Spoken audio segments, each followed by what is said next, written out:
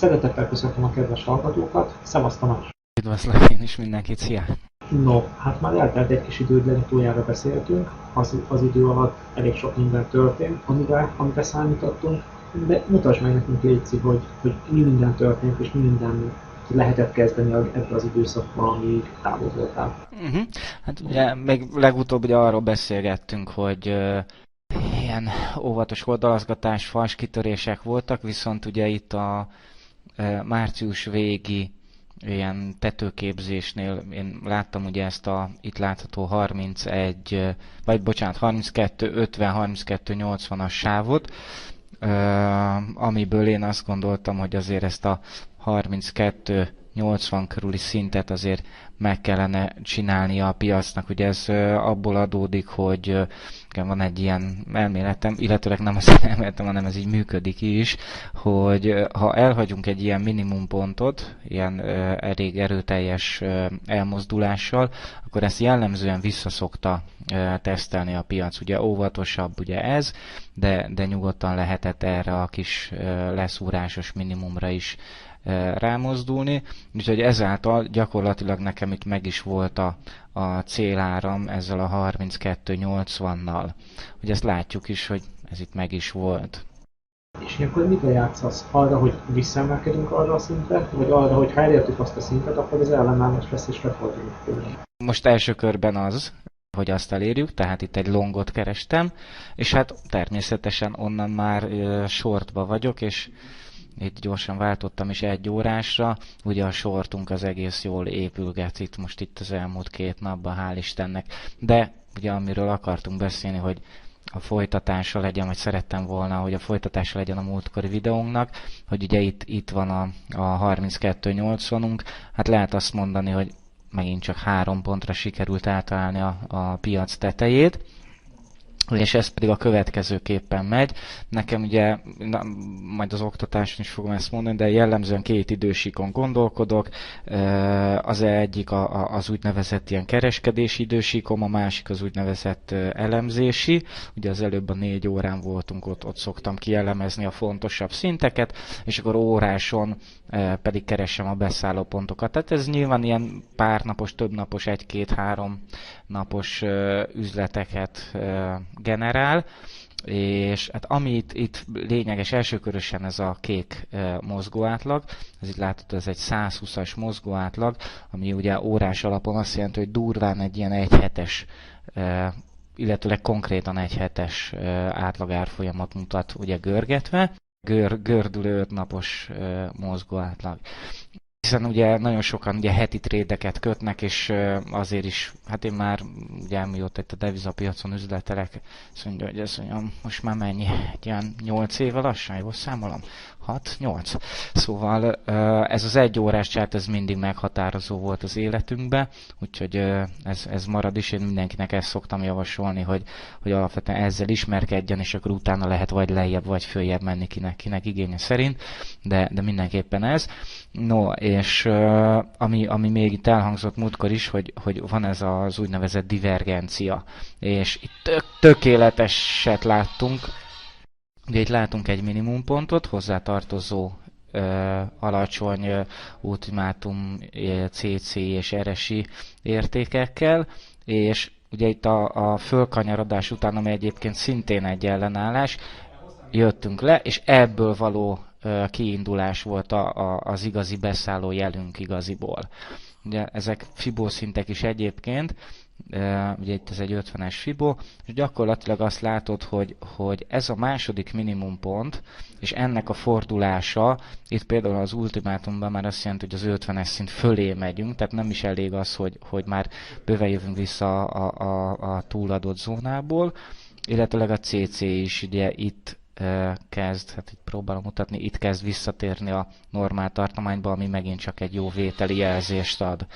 Úgyhogy valahol itt, ez egy ilyen 31-90-es értéknél lehetett ezt beszállni, és természetesen ugye nyilván a stop szintje az ilyen 31-60-on van, tehát ez egy igen-igen baráti stop szint órás szinten, tehát óráson általában ilyen 50-60-70 pontok az, ami stopba elképzelhető maximálisan, ez meg egy nagyon jónak mondható 30 ponttal, és gyakorlatilag a célárunk ugye meg ott van 90 ponttal följebb 32-80-on.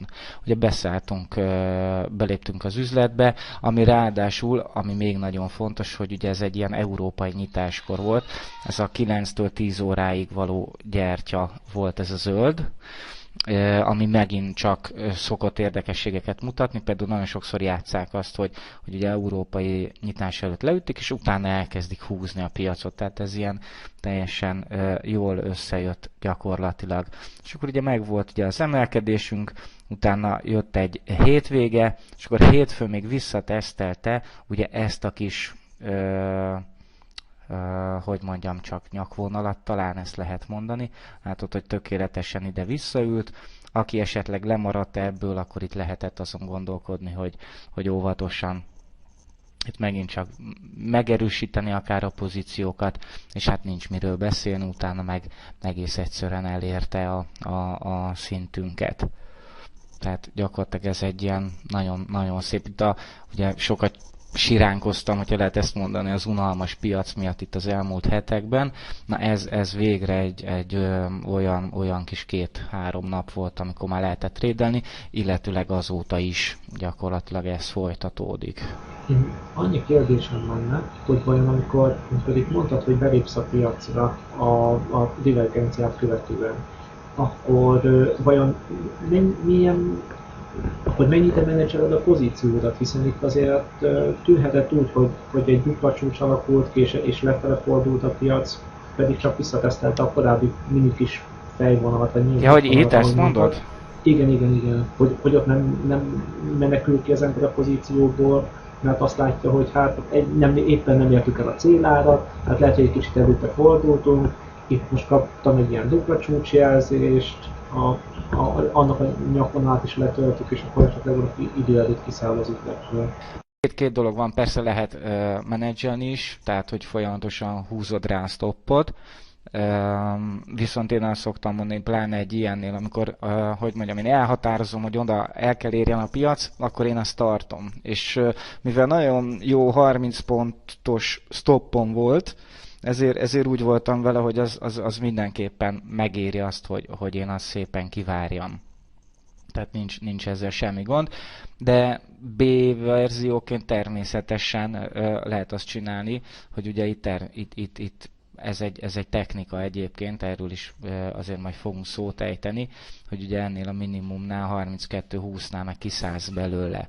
Tehát az is azért egyébként hozott egy 30 pontos eredményt, viszont utána, amikor láttad ezt, hogy ez csak egy visszateszt volt és jön vissza, gyakorlatilag ugyanitt mondjuk 32-30-nál megint meg lehetett lépni ugyanezt a 80-as célárat. Tehát vagy egy, vagy két lendületből csinálhatták ezt meg. Én ezzel a pozícióval abszolút végigvárom. Itt nem akarok belemenni a részletekbe, hogy miért. Több síkon kereskedek, tehát több számlán, tehát én másik számlán azért itt már toltam eladásokat is egyébként. Nekem tetszik, amit mondasz, szerintem ez tök érdekes, meg én azt gondolom, hogy igazán sokat lehet ebből tanulni, meg ugye arra is rámutat, hogy ugyanazt az elképzelést többféleképpen is fel lehet kereskedni. A lényeg a technikai elemzésnek, magunk stílusához tudjuk igazítani a stratégiát, amit kereskedni akarunk.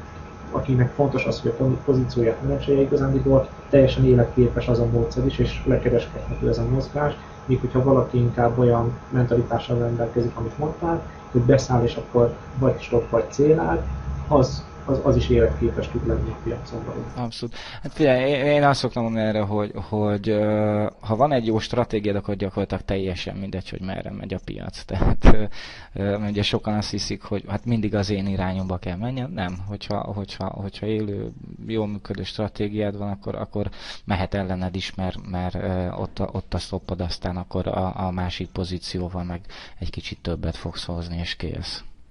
Még egy olyan kérdésem van, vajon ez a stratégia, vagy azok a stratégiák, amiket bemutatsz, azok csak ilyen napközben odafigyelős és kereskedő stratégia, vagy vajon van olyan stratégia is a repertoárban, amely azoknak szól, akik naponta mit tudom, csak fél órát tudnak foglalkozni a bevezetőjátszal.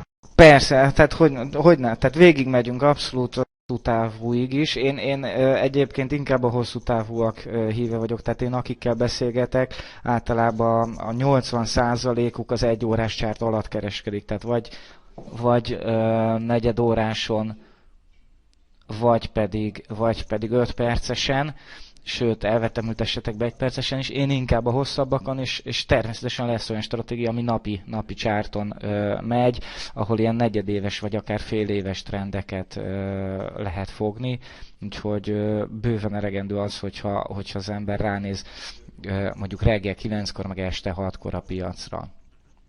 Tehát, sőt, ez egy kifejezet, ez megint egy másik, itt majd kombinálni is fogjuk ezzel, hogy érdemes, ugye mivel London a legnagyobb piac, vagy hogy mondjam, Londonban van a közepe ennek a piacnak, ezért a londoni nyitás-zárást azt érdemes nézni, és akkor abból lehet következtetéseket levonni igazából.